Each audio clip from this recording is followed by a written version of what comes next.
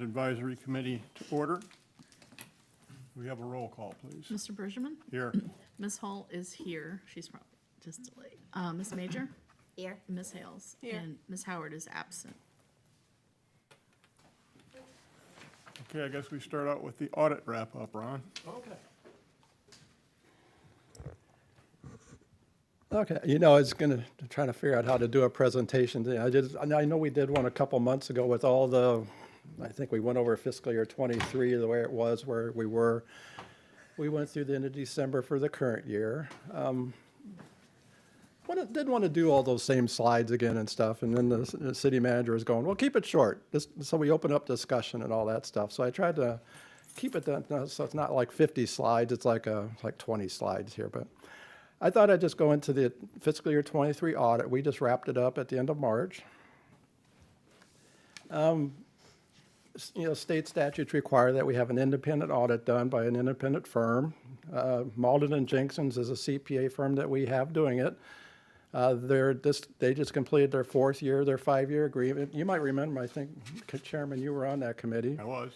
In a year, we'll probably be looking for a couple people to be on it when we have to select somebody else for the next 5 years, but it was a clean report. The audit opinion, I'm very happy. We got a great staff in the finance department there that keeps up on things and making sure all the departments are doing things correctly. So there was no comments, no findings. It was a clean audit report. They also had to do additional work since we had grants above $750,000. When you have over that threshold, you have to have what's called a single audit done on a major program.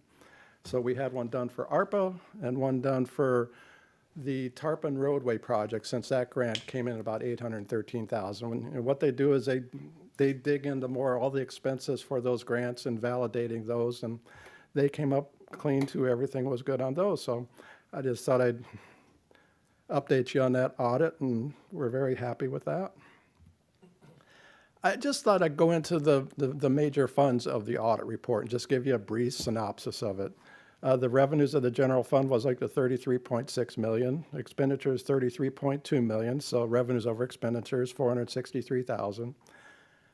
I just want to point out that of the revenues expenses, there is an entry for like $1.2 million that was booked for, I call it an accounting entry. We didn't receive the revenues, but since we have our cloud software and we did a new contract for 5 years, about $250,000 a year, we're required to put it as a subscription asset, and then we have the liabilities. So we had expense one. We had the revenues of 1.2 million, like we got debt proceeds, and we also have the expense for 1.2 million. So those two numbers are inflated, I think, about 1.2 million if you want to look at actual expenditures and revenues. But and then down below the general fund balance, when the total fund balance went from 14,383,549, and plus the 463,000 to 14,847,000.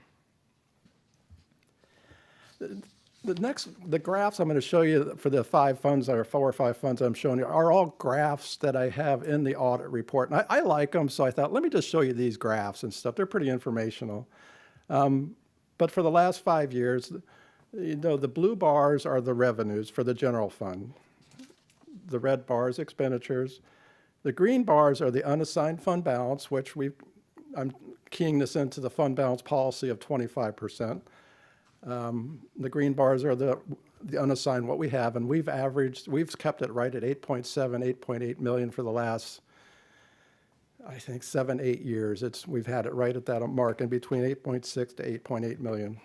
And the purple bar, that is the minimum at the 20%. So I guess, what we're trying to show here is our fund balance policy at the 20%. We are, with those revenues at the 33 million, we're at 26%. If I back out that 1.2 million I mentioned, we're at 27%. But I guess what I'm trying to show, and I think I've mentioned to you all, that we've gone down from, in 2019, we were at 35%. So now that's what was our concern, and I think we've mentioned it, talked to you all about it before, is we're gradually getting closer to that minimum fund balance. When would we hit that? If we still keep it at 8.8 million, it might be another 3 years, I'm thinking. But 26% is decent, though. When you talk to a lot of other cities, they go that they'd be happy with that. So it's still a good, solid fund balance. Water and sewer fund, we had operating revenues of 18.6 million. Operating expenses is 17.4 million. Operating income of 1.3 million. After the operating income is the non-operating revenues expenses of 332,000.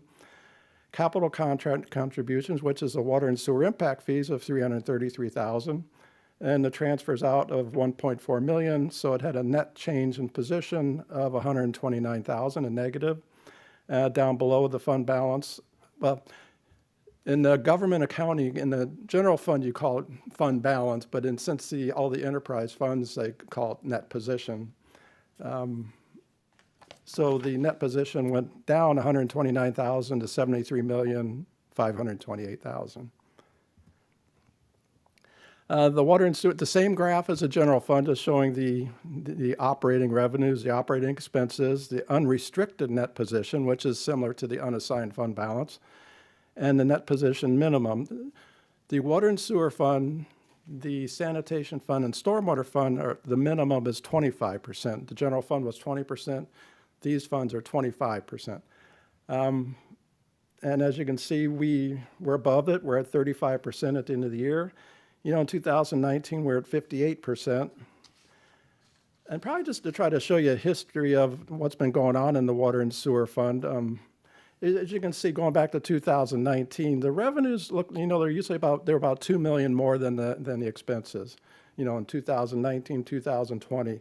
But you also notice how the green bar, the unrestricted net position, was going up, you know, 8.4 million, 9.5 million, and it went up to 11.8 million.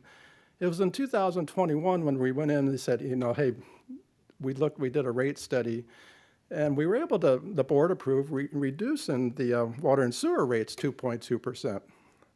But that rate study was done just before the consumer price index started to go from like 1.5% to really went up to 9.1%. Later that year in June or July that hit 9.1%. If we would have known that, I don't know if we would have been recommending a 2.2% reduction. But that's why, you know, we did the reduction, but then we went into the new year in 2022, and we had that 2022 was the year where we reduced the water and sewer rates 2.2%. And you can see how the revenues in the blue bars are about the same as the previous year, 2021. But as you can see, the operating expenses went from 16 million in 2021 to 17.3. So we reduced the rates, but then all of a sudden we had the CPI and the increases, a lot of the operating expenses increasing 10, 15%. That's 2023. And then in 2023, that's when we went back in and said, after we're doing the other study, we came back and said, it was 2022 where I said, hey, we're having this issue here and stuff. We did another rate study. And seeing that the operating costs were going up and the fund balance going down, we said, we need to have another rate study. And that's when they came back. And my concern was, you know, your fund balance, I didn't want to go below the fund balance minimum. I believe we were going to do that. But also our credit rating on the bonds might have been affected if we start to go below that fund balance minimum. We're at a AA minus right now. Would it go down to an A rating or something? I'm not sure, but because they talked about our financial strength the last time they did the bond, Standard & Poor's did the rating, that we're strong and it could go up from maybe a AA minus to a AA, which means you could get a lower interest rate on any future financing. So that's why we did the next rate study, which now we've come back and now in 2023, getting to there, we had no end rate increase. In 2022 was a 2.2% reduction. In 2023, there was no rate increase. And as you can see, the revenues went up a little bit, but again, the expenses jumped another, 1.5 million from 17.3 to 18.8 million from 2022 to 23. And then again, unrestricted net position went down. It went down from 8.8 million to 6.6 million. So, but fortunately, we got the rate study done, and we got the new rates approved, 9.9% increase that started December 1st. So we're watching it this year. We're still holding the line on expenses. I keep telling poor Tommy, there's nothing additional. We just got to keep to what revenues we have. There's no reserves to use for anything, and they're doing good about it, keeping their capital costs down for whatever is a priority.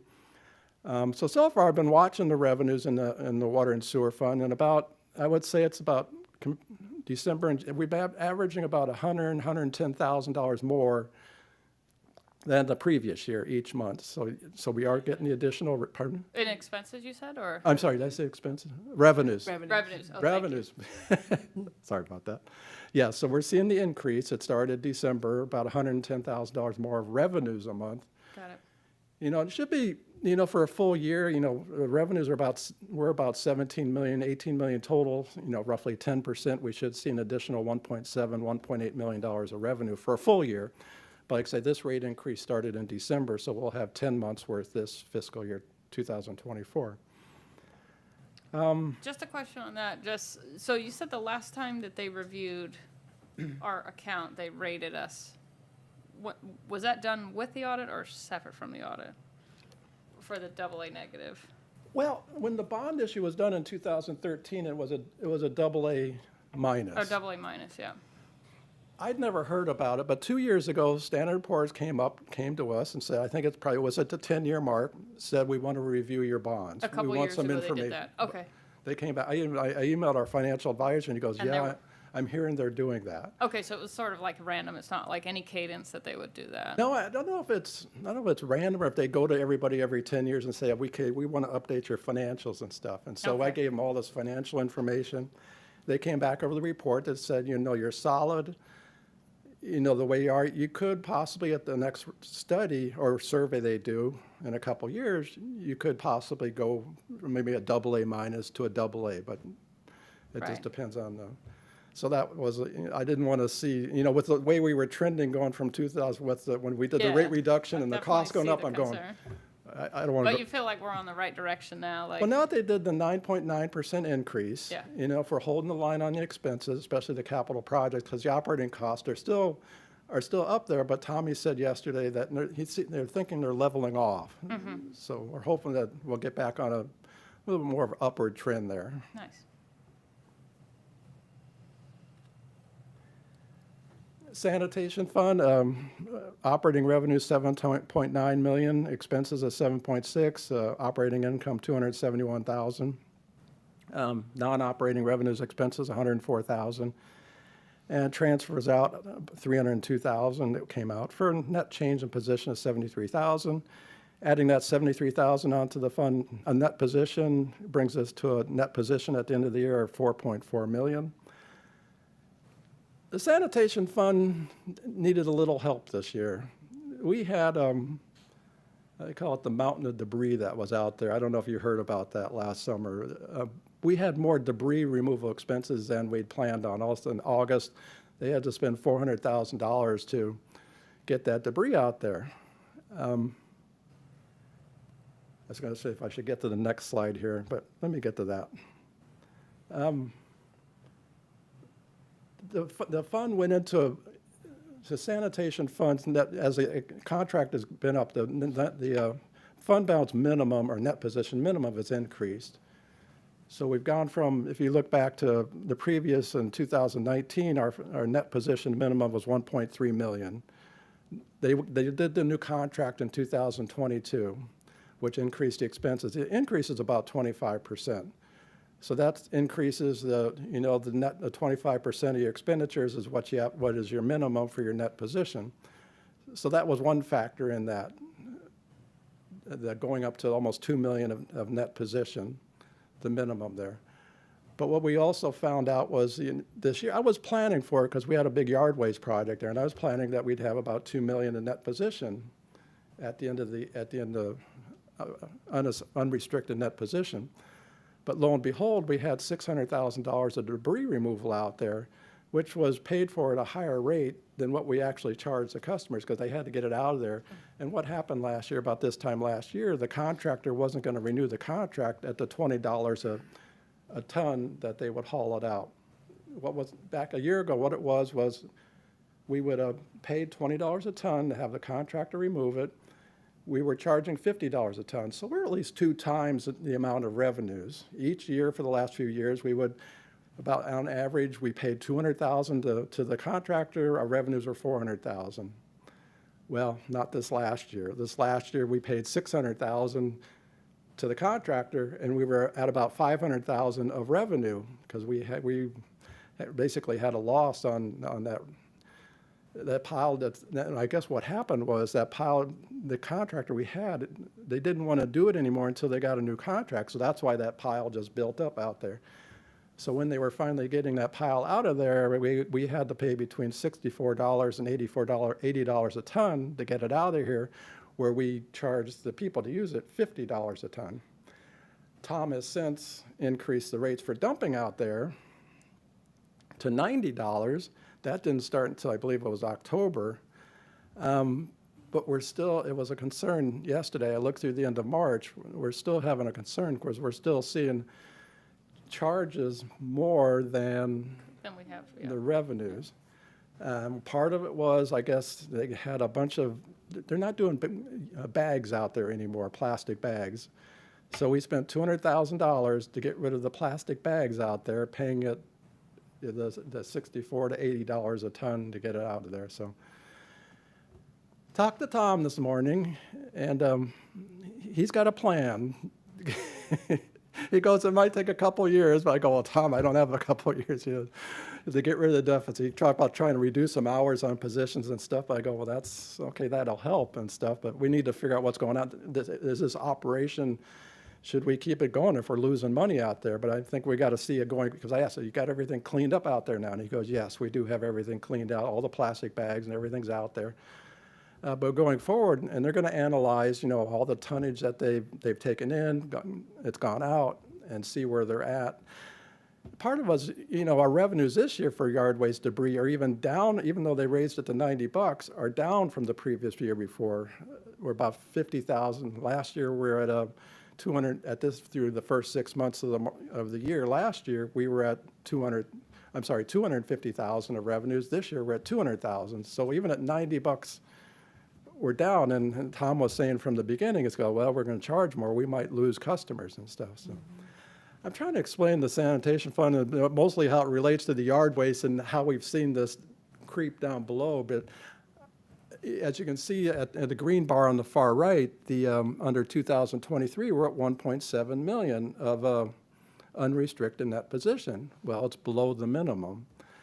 We did one thing to try to help it out. I told city manager, we transfer money to the general fund. About 620,000 was last year. I go, Mark, we can reduce that. But that's money that's going to come out of the general fund because we're reducing that transfer. So we did that because we were down to 1.4 million. I go, Mark, let's at least do this. I knew one other thing missing and component here is we're waiting on $200,000 from FEMA for Hurricane Ian and Hurricane Idalia. We still haven't gotten yet. So it looks like we're going to get that this year. So that money is going to go into this fund. So that was going to make up the difference between the 1.7 million we have to get us back up to close to 2 million there. So we're, at the end of the year, we're below it, but we've got a plan to, recoup that as far as we know with the FEMA, and hopefully if the yard waste, we need to look at this operation and see if the rates are. Tom is thinking, well, some of these people were going to some site to dump their debris off Keystone, but that's going to close up soon, and that might bring some of these customers back. So it's something I'm going to be monitoring every month to see how the yard waste debris is coming in and what we're paying. Tom's going to have his crews looking at it. So I don't know if that made any sense. I'm trying to explain all the. Sometimes I find myself just. Sounds like, yeah, it sounds like you're on top of it. This is another little fun that sort of kept me up at night trying to think of this and trying to fix last year, and all of a sudden I'm seeing this year's not doing much better, and I'll go, oh, geez. But the one time that you referenced, the 400,000, or I forget the number you said, that's in the 23 numbers? Yes. Okay. We had the big mountain of debris out there, and it was middle of the summer, and I think people were worried they're catching on fire, and you might get the fire department over here's got there was concern. I think there was a pile in Pinellas Park that did catch on fire. So all of a sudden, we got to get this pile out of here. Yeah. So Tom had to hire a firm at a higher rate to get this big pile of debris out of there. So that's the challenges within the sanitation fund right now. Going to the stormwater fund, we had, the revenues almost 2 million, operating expenses 1.7, operating income 243,000. Non-operating revenues expenses 1,071,000. Of that, though, is 1,050,000. We got money in the settlement on this Pent Groves project, and that's where that is recorded, 1,050,000. Transfers out 156,000, leaving a net total change in net position of 1.1 million. Adding that on to the 7.2 million on the fund balance, brought our fund balance up to 8.4 million. But a lot of that 1 million is going to be being used towards the Pent Groves project that's going on now. Same graph as the other ones, and to show the revenues, expenses, unrestricted net position, and the fund balance minimum. Net position minimum. As you could see in 2023, we're at 1.4 million, but that's because of the $1 million we got for the settlement.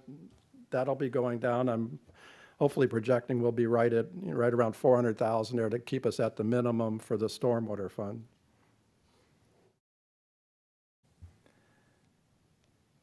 I wanted to just go into I knew I was doing the presentation this week, so I just on the budget, and I thought, I've been cramming in the last few days, trying to look at the budget and get things in, sort of before I was really, but been working on it the last few days and trying to make some projections. I've gone in, we've put the police and fire union contracts in, health insurance plus 10%, pension contributions, trying to get in as much as we can, but it's still really early in the budget process here. What I was just trying to show you in this graph is the revenues expenses of the general fund for the actuals for 2020, 21, 22, 23, and the budget for 24. That's the original budget, the 33 million in 24. It's about 1.5 million more now. We had a budget amendment. The resolution brought over 700,000 of outstanding encumbrances, I think 300,000 of outstanding donation balances. And we had a high water vehicle. We brought over the money for that. So the budget is closer to 34.7 million right now in 2024. Then in 2025, this is as it is right now with what I've put in. Like I say, there's still going to be a lot of work on it. And I've got revenues of almost 35 million, 34,988,000 of revenues in the green bar. But I've got expenses of 35,837,000. And down below it shows, as of right now, I'm about $850,000 short of balancing the general fund budget. And like I said, I've put in the police and fire union increases per their contract. It's the second year of their contract. Health, dental, and life insurance, I've put the current rate plus 10%. Same with property liability insurance, workers' comp insurance, 10%. I put in the required pension contributions, but I'm a little over, but I'm waiting for the actuary to give on the police and fire to tell us what do we need. I base it from them, what we need to contribute next year to cover the benefits. And I have put in capital outlay of 531,000. They've requested a lot more, so there might be a lot of stuff either cut out, or I try to figure out if it can go into the penny fund or impact funds on some of the capital. I have not put in general employees' pay increases yet. So of that, where we were short 849,000. We'd be even farther in the hole. Yeah, if you add 300,000 for a 3% increase, okay, yeah, we're at, we're Is that 300,000 would be all in with benefits and everything? Or Yes. just- okay. for the general employees. The police and fire unions are all in with Right. their benefits and Right. stuff. But yeah, in the last 2 years, we've done 5% pay increases. So of course, that would be another 500,000. So like I say, it's still early in the process. In And fact, that there's, was to catch up to Right, you don't need to benchmarking, keep right? doing it, That yeah. was some That was benchmarking just and to some catch up. cost of living, right? yes, Yeah. yeah, it was just, yeah. Do we think we're caught up yet, or do we still have a little ways to go, right? Was that what we talked about last But time? there was like a big plan to see people who serve Well, and that's what, minimums. yes, and that's what they've been doing, and Mark's always working on that, yeah. So still a little bit more work to go there. Well, and I know he's trying to bring up the lower, and I think last year, Yeah, some first it was adjustments on the 15 bucks, scales, and then yeah. all of a sudden he heard the county was going to $18 minimum, so now he's got a threshold he wants. I can't remember, the minimum now he's looking at is $16.24 or something like that, people hiring at. He's just trying to keep up with everybody. In the general fund, just trying to show the expenditures, personnel's the blue bars, operating's the green bars, and then down below, small little bars is a capital outlay. But as you know, the general fund is about 72% personnel cost in the general fund. And as you can see, and again, the general fund has experienced, a lot of increases in their operating costs. Bringing it up to budgeting in 25, I'm up to 25.7 million of operating expenses. Now, granted, hopefully I can try to bring some of those down. Let me get to the next slide here. We're hoping that, I budgeted 5% for the property taxes. If it comes in at 6%, that's another 136,000. So every 1% of taxable value increase, every 1% equals about $136,000. So hopefully it comes in more than the 5%. You would need it to come in around 8 to fund the 3% increase. for general. Exactly, right. I'm hoping that maybe once I go through the budget and work with departments, as I mentioned below, trying to reduce some operating, I've already talked to a couple of them, I can probably eliminate that 849,000 we're short now by going through the budget, working with departments on their operating expenses, maybe reduce some capital, hoping, but we probably won't know until it's usually July or August, probably July, what the health insurance rates are going to be. But hopefully last year it was 7%. So hopefully those might come down. And the police and fire pension contribution, hopefully they'll be a little bit less than what I put in there. I'm a little bit overly cautious and I put a little bit higher amount. I also have when you look at the actual report, we have a prepaid contribution. Like in the fire, it's $100,000. It means we've contributed more than we needed to. And the actuary tells me, yeah, Ron, you can draw down on that if you want to. I like leaving a little bit in there, so if I could take 50,000 out. But once I get the new actuary report, last year's was 100,000, we were over. Maybe we're over still some more, I'm hoping. And police was over too, but not, I think it was 60,000 it was over. If health came in at 5% rather than 10%, though, what kind of differential are we talking that would? Well, right now, health insurance costs the city about $4 million, so the 10% is 400, so you're talking about $200,000. Okay. Yeah. It's like going through the year trying to weight these things, trying to figure out what's going to happen. Getting into the revenues, this is just to show you the property tax revenue. The green bars are over the last 5 years are what it's brought in, starting at the 9.6 million, 10.2 million in 2021. These are actual numbers, almost 11 million in 2022. 23 was a 12.4 million, and 24 we've budgeted the 13.8.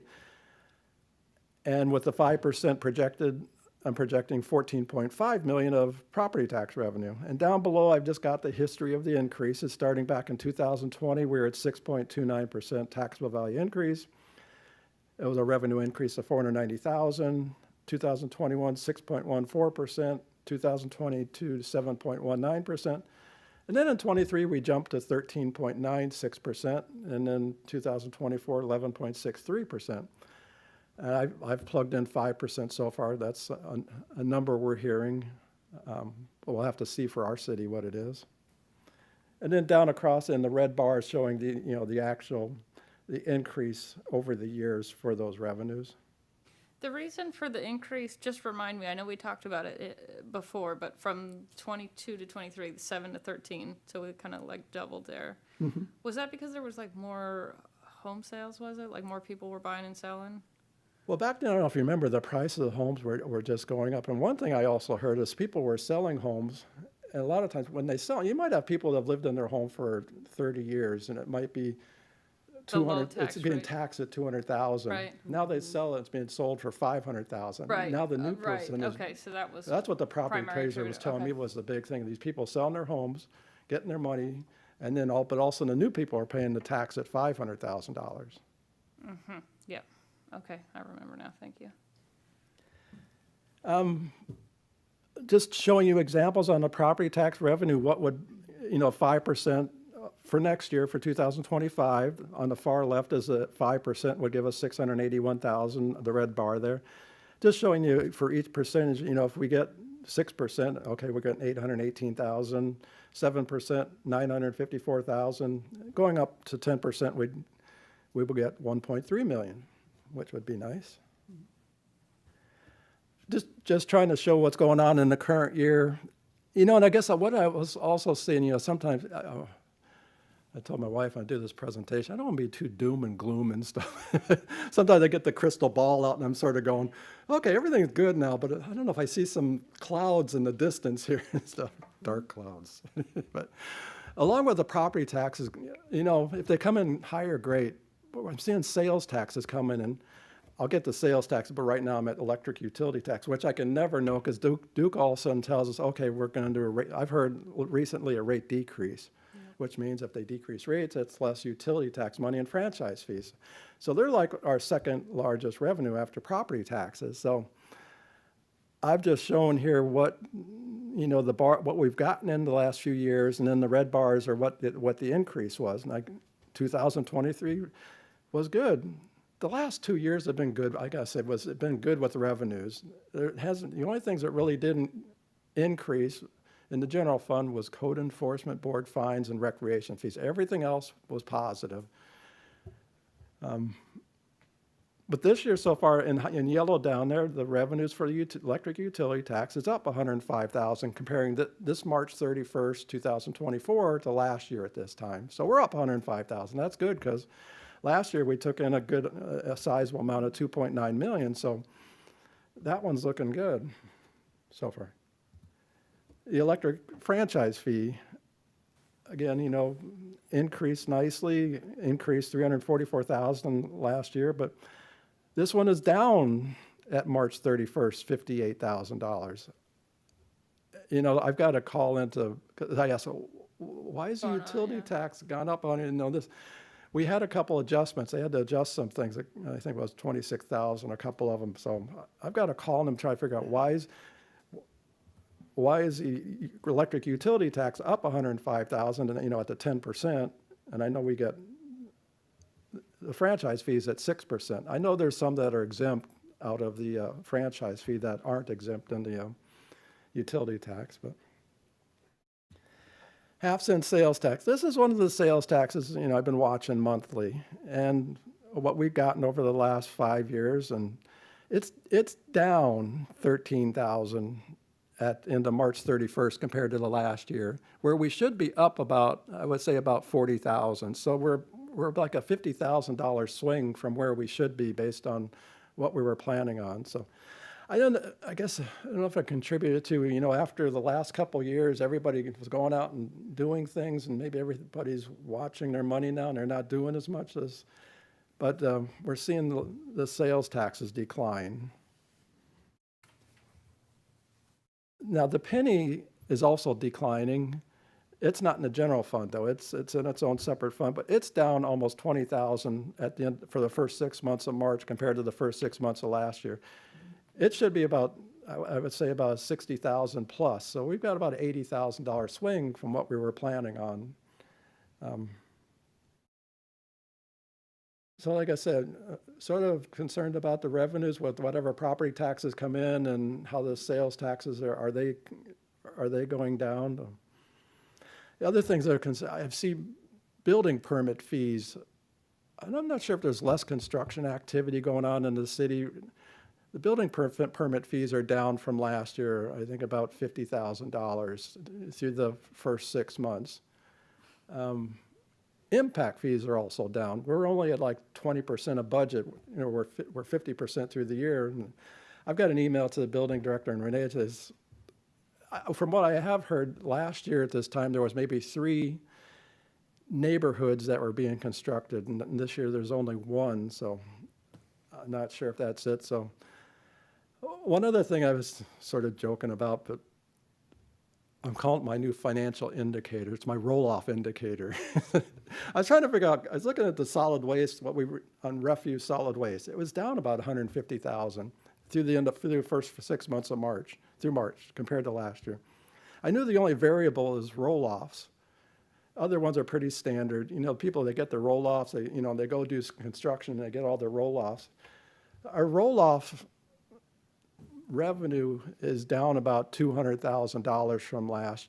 Which would match if there's less like of the That's I just know if development. there's, as I'm calling my new financial roll-off indicators. Okay, that sounds like actually a great indicator. Yeah, that's the only variable that really fluctuates Yeah. in the revenue. So it's down about 200,000 because our solid waste revenues are down some there. That's about it for the budget. Well, I'm going to get into, I thought I'd show you this. They're required, that started last year per the charter, to have a budget public hearing and get the citizens' residents' ideas on what they want in the budget. These were the two questions from last year. Please, one of them, the first one was, please provide your ideas, priorities for the City of Tarpon Springs fiscal year 24 budget. The other one was, please tell us your relationship to the Tarpon Springs. If you've all got any ideas on questions, you can, provide them to me. We plan on sending it out through, what's it called, Connect Tarpon Springs. Renee works on that. They do a great job with that. They're going to get it together, send it out, I think, May 14th, start to get the residents' ideas. And I believe the budget public hearing, Mark, is scheduled tentatively for, I think it's Tuesday, June 11th, to have the meeting, get the results of the survey, and talk about what they want to put in the budget. And the budget's like on another link, so if they wanted context or something, like they could go and find our budget and they could review it and they could say, okay, I have an idea. Correct. I think what we do is when they go on there, they'll say, here's a link to the budget document, once it's ready, and hopefully it's balanced. Yeah. Here's a link to the budget, and here's a survey. Okay. So they can see both. I don't think of, I don't know about the other members, but I don't see it spanning these questions. I mean, it seems pretty simple, and it would encompass any ideas they had. If they had an idea for maybe additions or Right. tightening, they could put it all in there. Yeah, I think that basically that's in a nutshell. It just says what are ideas, priorities you want in the budget. So. Yeah, no, I think that's sufficient. My last slide is just to update, we're getting the budget together now. We're working on it. We'll get to hopefully a city manager May 1st.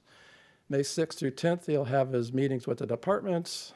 May 14th, I hope to get a budget book to you all. And May 14th is the public hearing survey going out to the citizens. May 16th, that Thursday, have another meeting with you all, and here's the budget. Hopefully we got it all balanced. And May 23rd through June 13th, those are Thursdays. It's not definite, but I guess it's up to you all if you're able to meet those Thursdays and set aside those days on the Thursdays at 2 o'clock. And June 11th, the BOC meeting on that public hearing survey. And with that, I don't know if you got any questions. No questions. I will be out of town May 22nd through June 5th, so I would miss all the department meetings. How does that work with the other people? I'm here.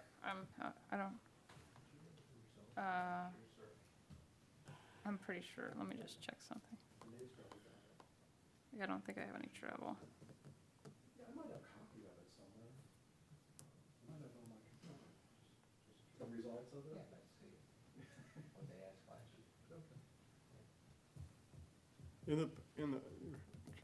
Try to help me remember, Ron, how many weeks did we go through all the departments in the past? I think it took 3 weeks, the 3 Thursdays, 2 hours a I meeting. remember that as well, yeah. Yeah, I don't have a problem with it as long as it doesn't go till the last date, the June 13th, because I need to be in Jacksonville for something else on that date.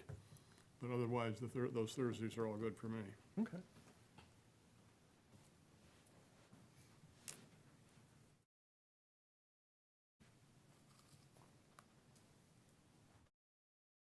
So that'd be like the 23rd, the 30th, and June 6th. Yeah. Okay. I won't be here the 13th either. June 13th, okay. Now, I know our regular meeting would be the following Thursday on 20th, so if necessary, we could finish it up then, Yeah, but the 13th would be a problem. it sounds seems to like me. it.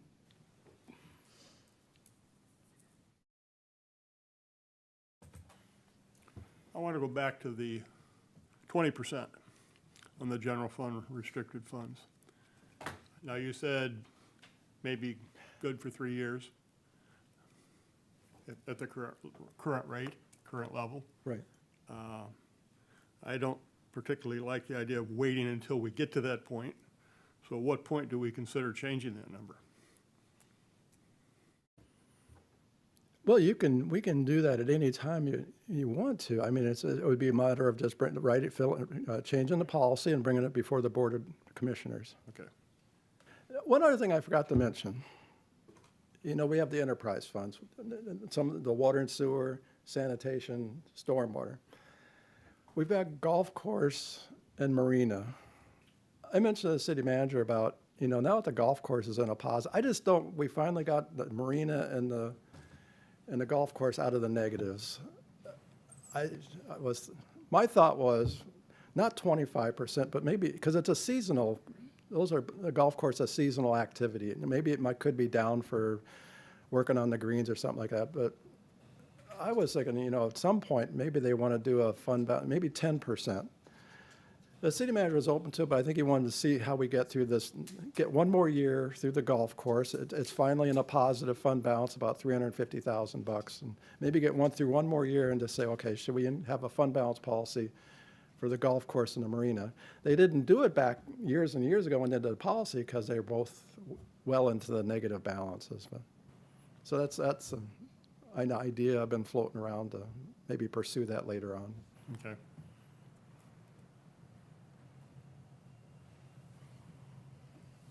Any other questions, comments on Ron's presentations? At the last meeting, did we not make a recommendation to raise the percentage on the? No, we fund talked about it, but we didn't make a formal balance? recommendation. Oh, I thought we did, okay.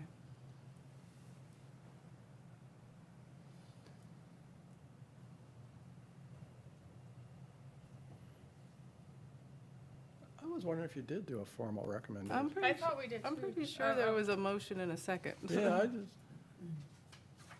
To like something not too high, was it in the 25? you said raising it to 25%. Right, yeah. Because then I but- went back to my desk and was starting to sweat and go, okay, now we're going to. I don't see it in my notes. We can always do it later or something. Let's see what she finds in her notes for the next meeting. Okay. All right, thanks, Ron. Okay. Are there any public comments? Staff comments? Okay, and the next meeting is the 16th of May, I guess. That's correct? Any other future agenda items we want to discuss? Seeing none, I'll adjourn this meeting at 2:43.